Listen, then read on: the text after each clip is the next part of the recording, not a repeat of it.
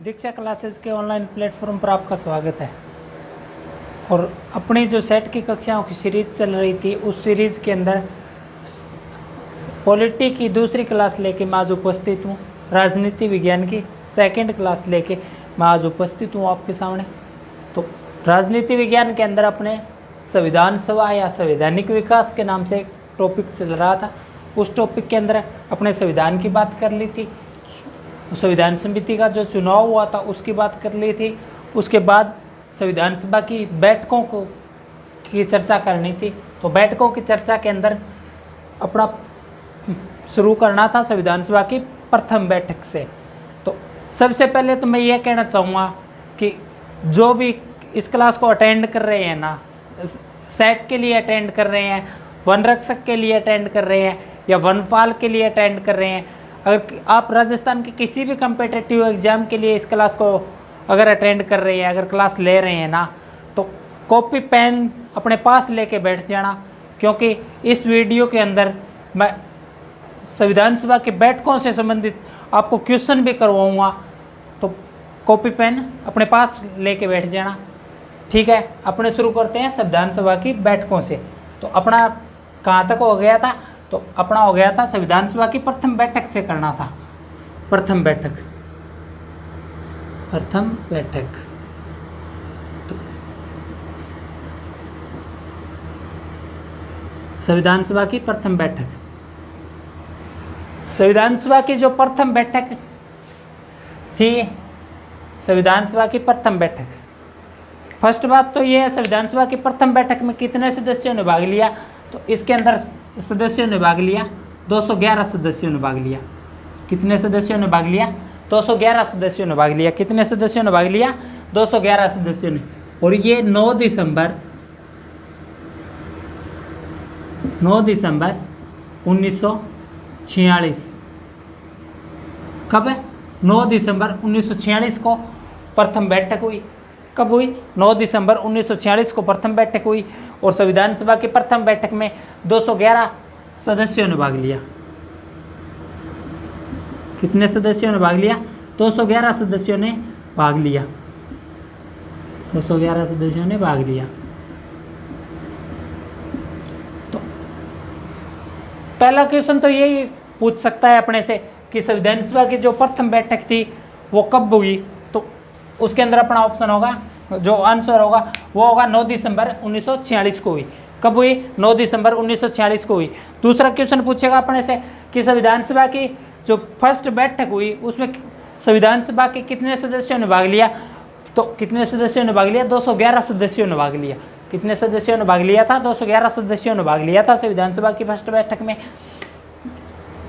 211 सदस्यों ने भाग लिया, परंतु क्या हुआ? मुस्लिम लीग थी ना, जिसकी स्थापना 1906 के अंदर हुई, लीग ने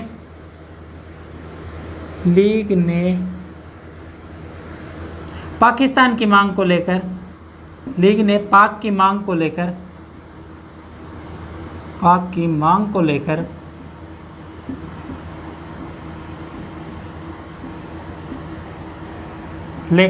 इस बैठक का विरोध किया।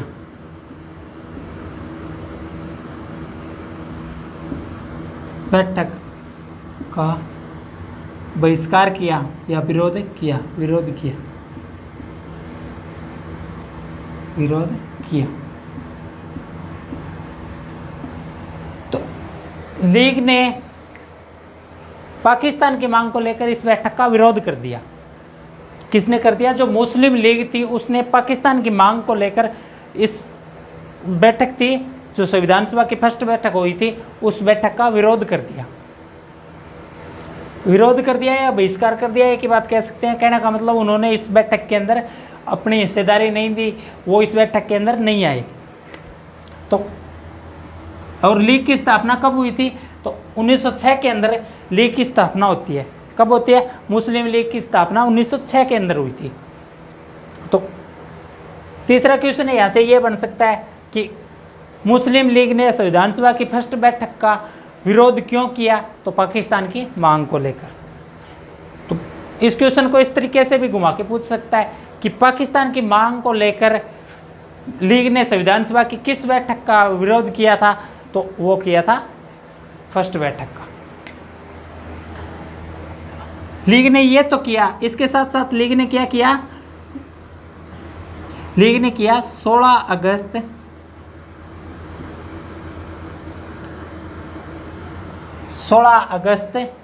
1947। ये दिसंबर चल रहा था, आगे 47 आना था, 1947 आया। तो 1947 में लीग ने क्या किया, प्रत्यक्ष कार्यवाही दिवस मनाया, प्रत्यक्ष कार्यवाही दिवस मनाया। क्या किया, प्रत्यक्ष कार्यवाही दिवस मनाया, दिवस मनाया, प्रत्यक्ष कार्यवाही दिवस। यहाँ से ये पूछ सकता है कि लीग ने संविधान सभा की फर्स्ट बैठक का विरोध के बाद प्रत्यक्ष कार्यवाही दिवस कब मनाया, तो 16 अगस्त 1947 को मनाया, क्योंकि दिसंबर चल रहा था, उसके बाद अगस्त आनी थी। तो ये 16 अगस्त 1947 को लीग ने प्रत्यक्ष कार्यवाही दिवस मनाया। कब मनाया, 16 अगस्त 1947 को। कब मनाया था, 16 अगस्त 1947 को।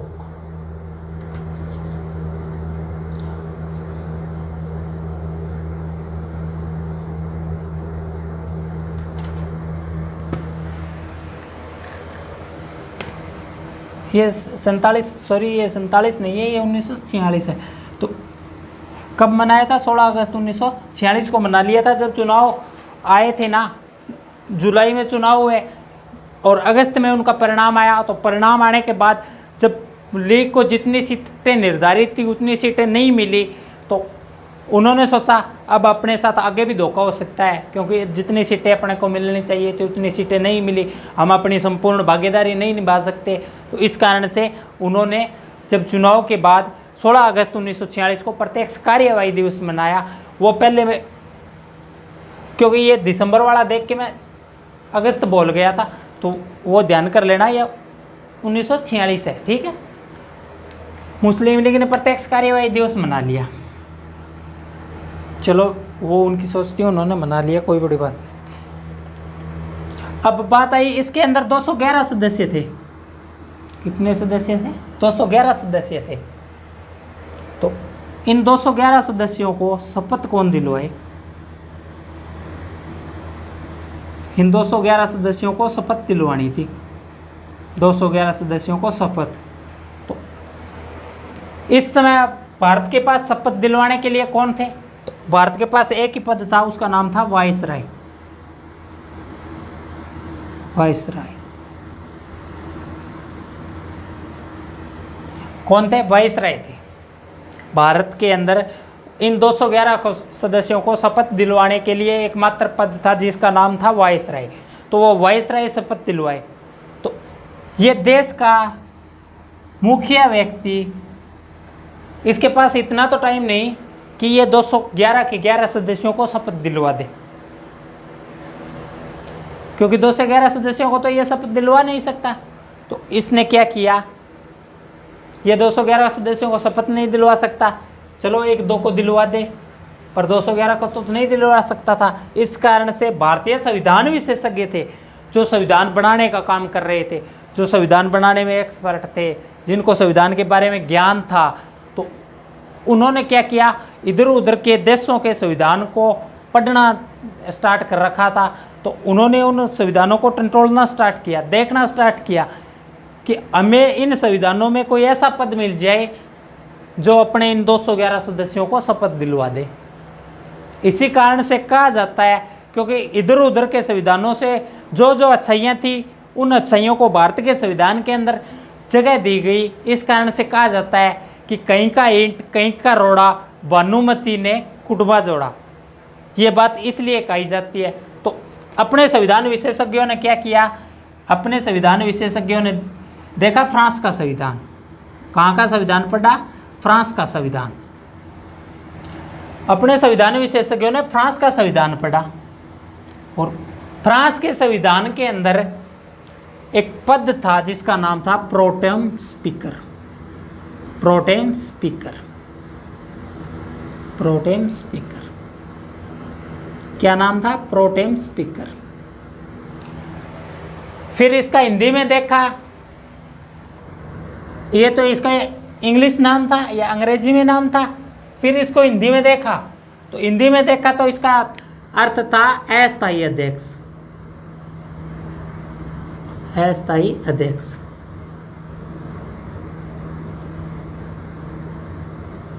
क्या हुआ इसका हिंदी के अंदर? क्या अर्थ था? अस्थायी अध्यक्ष। तो प्रोटेम स्पीकर या अस्थायी अध्यक्ष है, ये अपने को पद मिल गया। और कहाँ के संविधान से मिला? तो फ्रांस के संविधान से मिला। किस देश के संविधान से मिला? फ्रांस के संविधान से मिला। और ये क्वेश्चन भी पूछा जाता है कॉम्पिटिटिव एग्जाम के अंदर कि अस्थायी अध्यक्ष प्रणाली है वो कहाँ से ली गई है? तो फ्रांस से ली गई है। और ये भी क्वेश्चन पूछा जा सकता है कि अस्थायी अध्यक्ष प्रणाली जो फ्रांस से ली गई है उसको फ्रांस के संविधान में किस नाम से वर्णित है? वो तो प्रोटेम स्पीकर के नाम से उसको संबोधित किया जाता है फ्रांस के संविधान के अंदर। तो ये यहाँ तक बात हो गई। फिर क्या हुआ? इस प्रोटेम स्पीकर के क्या कार्य थे?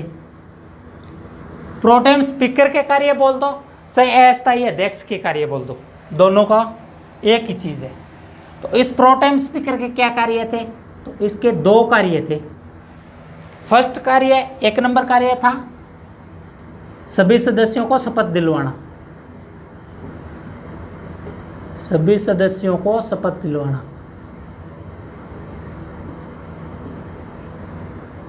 को शपथ दिलवाना।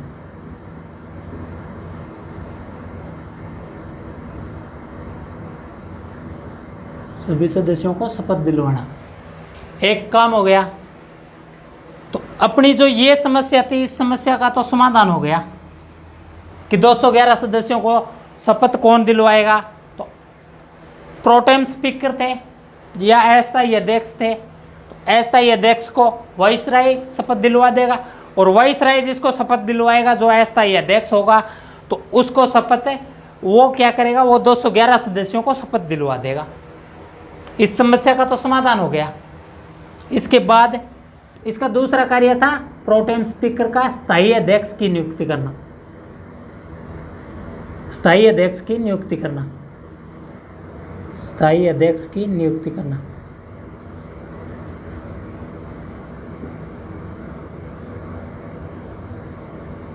नियुक्ति करना।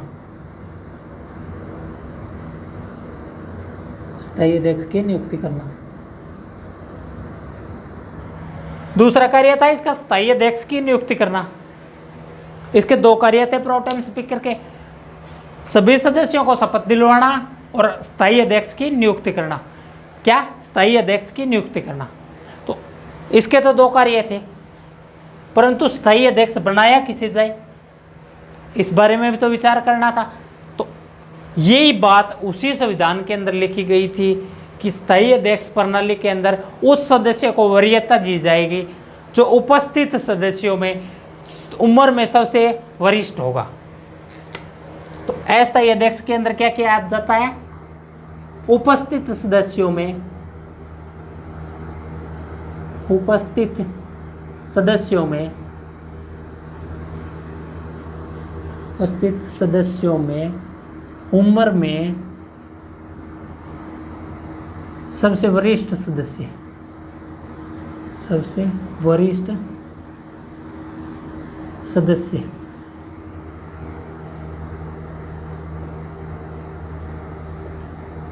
को अस्थायी अध्यक्ष बनाया जाता है।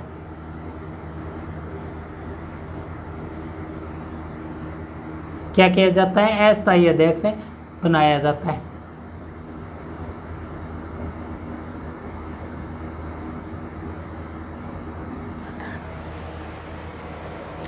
जितने भी सदस्य उपस्थित थे या जो सदस्य उपस्थित है, उनके अंदर यह देखा जाता है कि उम्र के अंदर सबसे वरिष्ठ सदस्य कौन है, सबसे ज़्यादा उम्र का व्यक्ति कौन है, उस व्यक्ति को क्या किया जाता है? अस्थायी अध्यक्ष नियुक्त किया जाता है या प्रोटेम स्पीकर नियुक्त किया जाता है। प्रोटेम स्पीकर के दो कार्य, स्थायी अध्यक्ष की नियुक्ति करना और सभी सदस्यों को शपथ दिलवाना।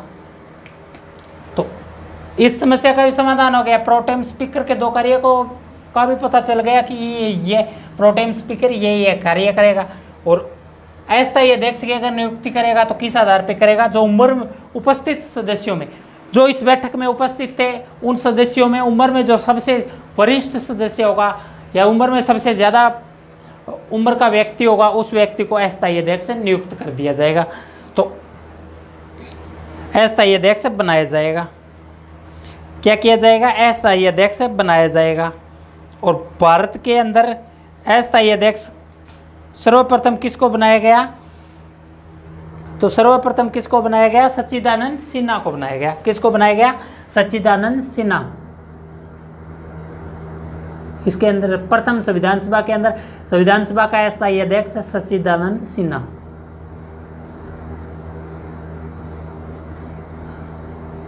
सिन्हा को बनाया गया।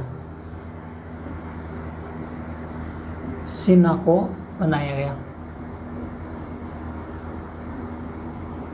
बनाया गया। किसको बनाया गया? सच्चिदानंद सिन्हा को अस्थायी अध्यक्ष बनाया गया। संविधान सभा का अस्थायी अध्यक्ष सच्चिदानंद सिन्हा को बनाया गया। इसको क्यों बनाया गया सच्चिदानंद सिन्हा को? क्योंकि ये उपस्थित सदस्यों में जो 211 सदस्य उपस्थित थे उनमें उम्र में सबसे वरिष्ठ सदस्य था। इस कारण से सच्चिदानंद सिन्हा को अस्थायी अध्यक्ष बनाया गया। किसको बनाया गया? सच्चिदानंद सिन्हा को। ठीक है भाई, सच्चिदानंद सिन्हा को बना दिया। तो यहाँ से क्वेश्चन ये पूछ सकता है कि अस्थायी अध्यक्ष प्रणाली के अंदर किसको वरीयता दी जाती है? तो उम्र में जो सबसे वरिष्ठ सदस्य होता है उसको वरीयता दी जाती है। अस्थायी अध्यक्ष के कितने कार्य होते हैं? 2 कार्य होते हैं। और उसके अंदर सुमेलित वालों में भी आ सकता है या निम्नलिखित कथनों में से सत्य है तो उसके अंदर वो आएगा जो अपने दिया होता है ना, जैसे 2 कार्य दे देगा और ए और ब सही है या ऐसा सही है, जिसके अंदर ये 2 कार्य दिए होंगे, सभी सदस्यों को शपथ दिलवाना और स्थायी अध्यक्ष की नियुक्ति करना, वो तो अपने सही हो जाएंगे और जो दिए होंगे वो गलत होंगे। तो ये भी ध्यान कर लेना। और सच्चिदानंद सिन्हा को शपथ किसने दिलवाई? तो भारत के वाइसराय ने दिलवाई। और भारत के वाइसराय का क्या नाम था? किसने दिलवाई? भारत के वाइसराय ने दिलवाई। और भारत के जो वाइसराय थे उनका क्या नाम था? माउंटबेटन। किसने दिलवाई? माउंटबेटन ने दिलवाई। सच्चिदानंद सिन्हा को शपथ किसने दिलवाई? सच्चिदानंद सिन्हा को शपथ माउंटबेटन ने दिलवाई। माउंटबेटन ने दिलवाई। माउंटबेटन ने दिलवाई। किसने दिलवाई? माउंटबेटन ने दिलाई।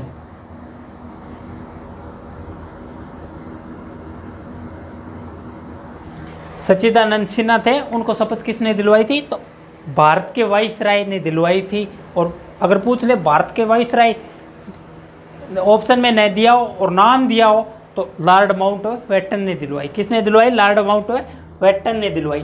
तो यहाँ से लेके यहाँ तक ये था।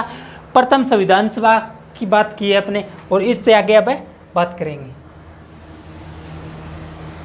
इसके अंदर दिया गया प्रथम संविधान सभा की बैठक कब हुई? तो 9 दिसंबर 1946 को हुई।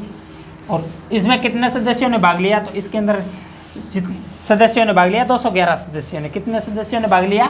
211 सदस्यों ने।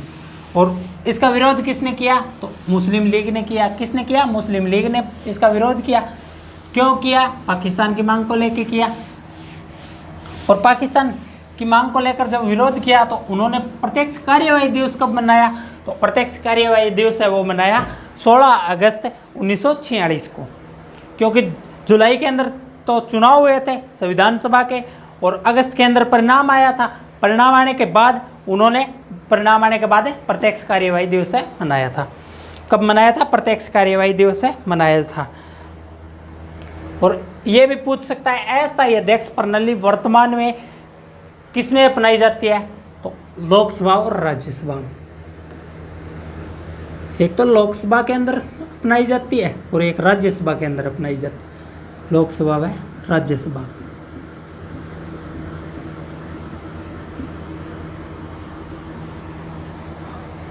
ये जो अस्थायी अध्यक्ष प्रणाली है वो वर्तमान में किसके अंदर अपनाई जाती है? लोकसभा और राज्यसभा में।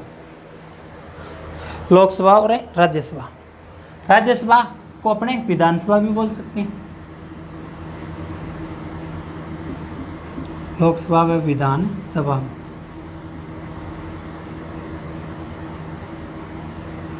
क्योंकि विधायक होते हैं वही लोग राज्यसभा सदस्य होते हैं, राज्य की सभा होती है वो विधायक ही होते हैं, तो विधानसभा भी बोल सकते हैं इसको।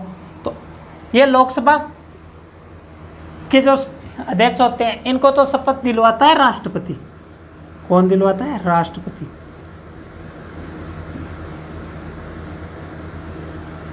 इनको तो शपथ दिलवाएगा लोकसभा वालों को तो राष्ट्रपति, और इनको दिलवाएगा जो राष्ट्रपति द्वारा निर्वाचित व्यक्ति होता है राज्यपाल, वो शपथ दिलवाता है। कौन शपथ दिलवाता है? राज्यपाल इसको इनको शपथ दिलवाता है। तो राज्यसभा व विधानसभा में अस्थायी अध्यक्ष प्रणाली, अस्थायी अध्यक्ष प्रणाली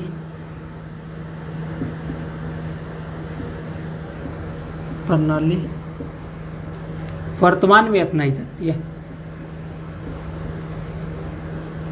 वर्तमान में अपनाई जाती है, वर्तमान में अपनाई जाती है।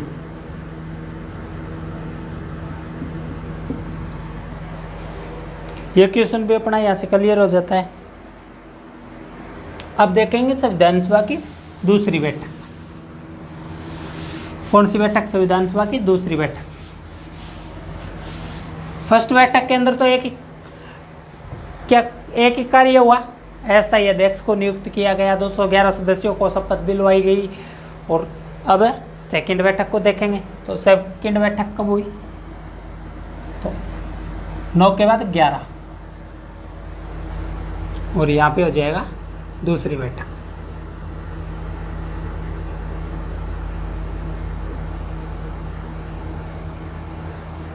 तो संविधान सभा की दूसरी बैठक कब हुई? 11 दिसंबर 1946 को हुई, यानी 9 दिसंबर को हुई, उसके 2 दिन बाद दूसरी बैठक हुई।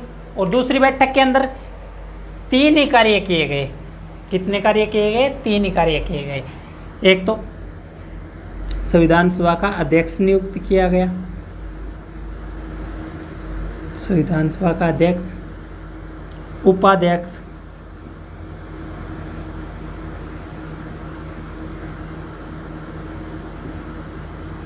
एक उपाध्यक्ष, और तीसरा संवैधानिक सलाहकार।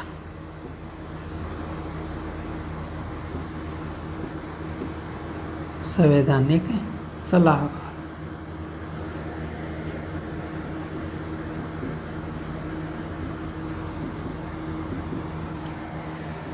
अस्थायी अध्यक्ष डॉक्टर राजेंद्र प्रसाद। किनको बनाया गया? डॉक्टर राजेंद्र प्रसाद।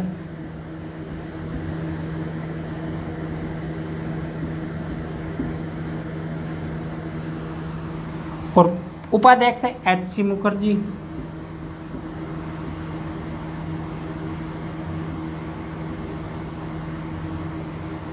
और संवैधानिक सलाहकार PN राव। PN राव। ये 3 कार्य किए गए। क्या किया गया? संविधान सभा की दूसरी बैठक जो 11 दिसंबर 1946 को हुई, उसके अंदर कितने कार्य किए गए? उसके अंदर 3 कार्य किए गए। कौन कौन से किए गए? एक तो अध्यक्ष नियुक्त किया गया, एक उपाध्यक्ष नियुक्त किया गया, और एक है संवैधानिक सलाहकार नियुक्त किया गया। क्या किया गया? संवैधानिक सलाहकार नियुक्त किया गया। तो दूसरी बैठक के अंदर संवैधानिक सलाहकार नियुक्त किया गया, और अध्यक्ष डॉक्टर राजेंद्र प्रसाद, उपाध्यक्ष HC मुखर्जी, और संवैधानिक सलाहकार जिनको नियुक्त किया गया वो थे BN राव। किनको नियुक्त किया गया? BN राव। तो यहाँ से क्वेश्चन एक तो यही पुट अप हो सकता है कि संविधान सभा की दूसरी बैठक कब आयोजित हुई? तो 11 दिसंबर 1946। संविधान सभा के अंदर अध्यक्ष किसे बनाया गया? तो डॉक्टर राजेंद्र प्रसाद। संविधान सभा के उपाध्यक्ष किसे नियुक्त किया गया? तो HC मुखर्जी। संविधान सभा का संवैधानिक सलाहकार किसे नियुक्त किया गया? तो BN राव। ये यहाँ से 4 क्वेश्चन पुटअप हो सकते हैं। 3 तो अध्यक्ष, उपाध्यक्ष और संवैधानिक सलाहकार, और उसके बाद अपना आ जाता है इसकी डेट पूछ सकता है कब आयोजित की गई। अब आती है संविधान सभा की तीसरी बैठक। संविधान सभा की तीसरी बैठक, तीसरी बैठक। ये इसके 2 दिन बाद, पहले 9 तारीख को, दूसरी 11 तारीख को और तीसरी 13 तारीख को।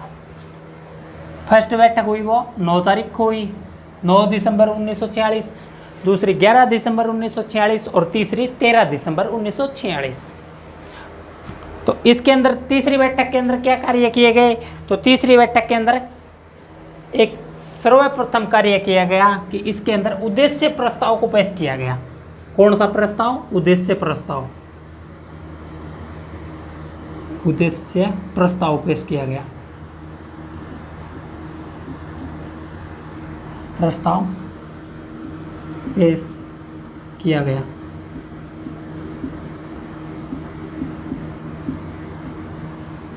इसके अंदर उद्देश्य प्रस्ताव पेश किया गया। तो जब उद्देश्य प्रस्ताव पेश किया गया तो किसी ने तो पेश किया हुआ उद्देश्य प्रस्ताव, तो किसने किया? पंडित जवाहरलाल नेहरू। पंडित जवाहरलाल नेहरू ने किसने किया? पंडित जवाहरलाल नेहरू थे, उन्होंने इसके अंदर उद्देश्य प्रस्ताव को पेश करने का काम किया। क्या किया? उद्देश्य प्रस्ताव को पेश करने का कार्य किया। उद्देश्य प्रस्ताव 13 दिसंबर 1946 को पेश तो कर दिया गया, परंतु उद्देश्य प्रस्ताव को जो संवैधानिक मान्यता थी वो कब मिली या स्वीकृति कब मिली? तो स्वीकृति मिली, स्वीकृति 22 जुलाई 1947। कब मिली? 22 जनवरी 1947। कब मिली? 22 जनवरी 1947। 22 जनवरी 1947। 22 जनवरी 1947 को जो उद्देश्य प्रस्ताव था उसको स्वीकृति दे दी गई संविधान सभा के द्वारा, उसको स्वीकृति मिली। तो स्वीकृति कब मिली? 22 जनवरी 1947 को मिली। और एक जगह 22 तारीख और याद रखना है अपने को, तो वो कहाँ याद रखना है? तो 22 जुलाई 1946,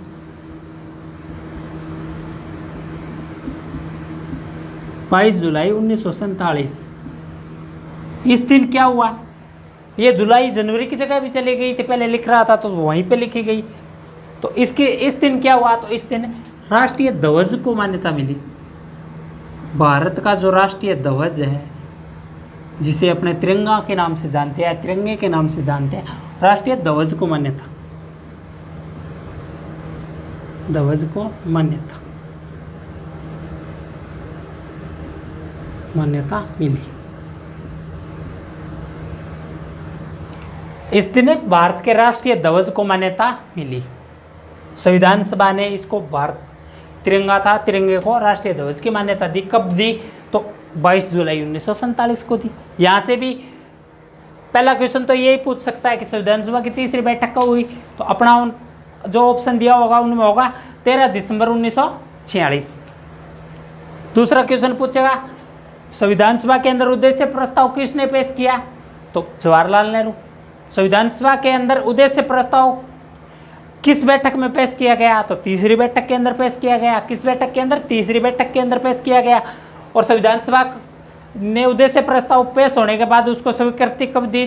तो 22 जनवरी 1947 को दी। कब दी? 22 जनवरी 1947 को दी। और 22 तारीख एक जगह और याद रखना है, तो उस दिन क्या कार्य हुआ? या ये पूछ सकता है कि 22 जुलाई 1947 को किसको मान्यता दी गई? तो राष्ट्रीय ध्वज को मान्यता दी गई।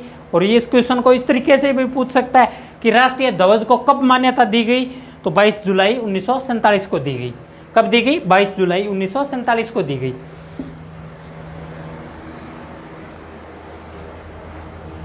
बाईस जुलाई 1947 को भारतीय संविधान को इसको राष्ट्रीय ध्वज को मान्यता मिल गई। तो ये उद्देश्य प्रस्ताव है ना, उद्देश्य प्रस्ताव, इसका जो संशोधित रूप है ना वो भारतीय संविधान की प्रस्तावना है। क्या है? उद्देश्य प्रस्ताव, प्रस्ताव का संशोधित रूप।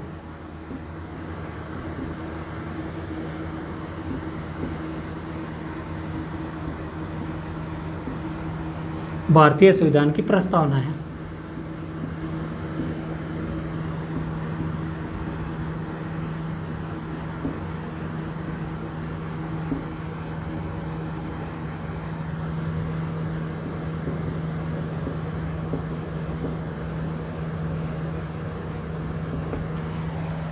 भारतीय संविधान की प्रस्तावना क्या है? उद्देश्य प्रस्ताव का संशोधित रूप है। तो वो क्या है? भारतीय संविधान की प्रस्तावना है।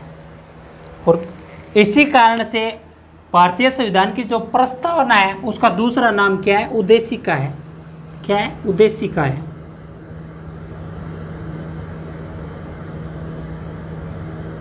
इसी कारण से भारतीय संविधान की जो प्रस्तावना है उसको उद्देशिका के नाम से जाना जाता है, क्योंकि भारतीय संविधान का जो प्रस्तावना है वो उद्देश्य प्रस्ताव का संशोधित रूप है। इस कारण से इसको उद्देशिका के नाम से भी जाना जाता है। उद्देश्य प्रस्ताव, हाँ, उद्देशिका है। तो तीसरी बैठक हो गई। तो भारतीय संविधान बनके कब तैयार हुआ? तो भारतीय संविधान बनके कब तैयार हुआ? 26 नवंबर 1949 को। कब हुआ? 26 नवंबर 1949 को भारतीय संविधान है वो बनके तैयार हो गया। 26 नवंबर 1949।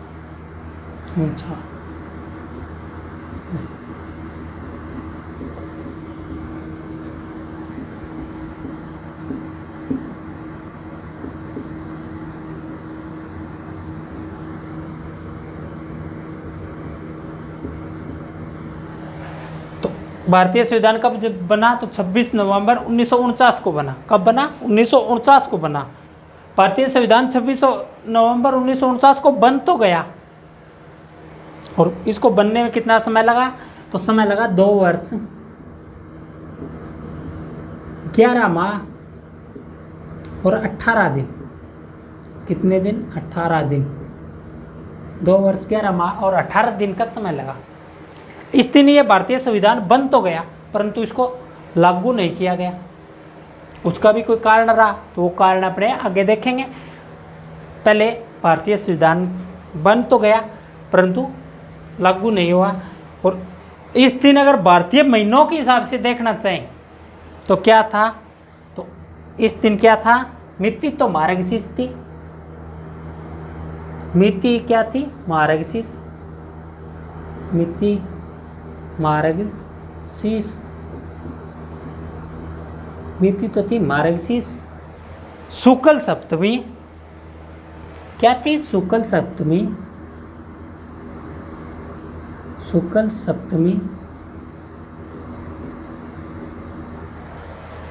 और शुक्ल सप्तमी के बाद है संवत थी, वो 2006 थी।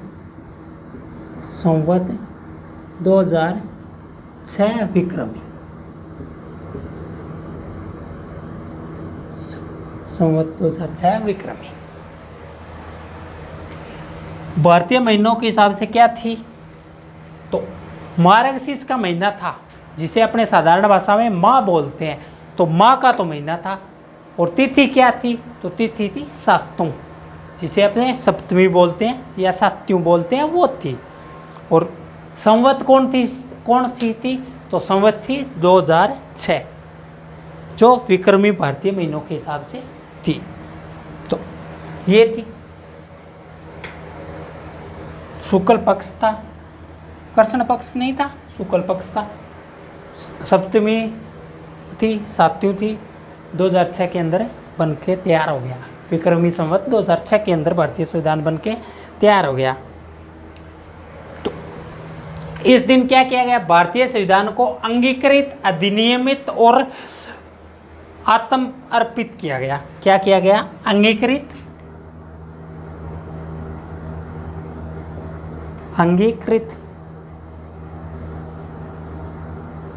अधिनियमित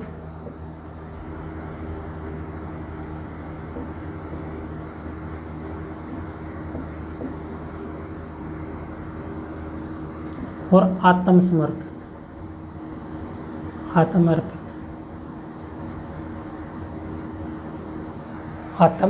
आत्मार्पित किया गया। तो अंगीकृत इसका मतलब होता है बनकर